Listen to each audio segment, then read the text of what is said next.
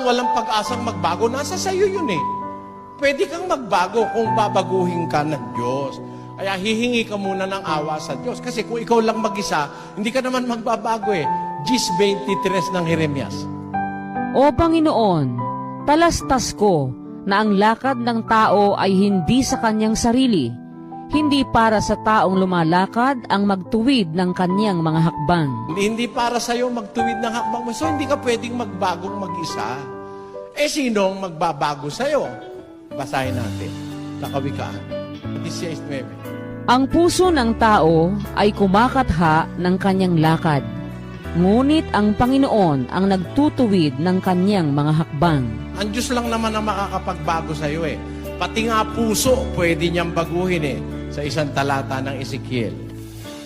Bibigyan ko rin naman kayo ng bagong puso, at lalagyan ko ang loob ninyo ng bagong diwa, at aking aalisin ang batong puso sa inyong katawan, at aking bibigyan kayo ng pusong laman. Kahit matigas puso mo, kayang baguhin ng Diyos yan. Kung sasampalataya ka.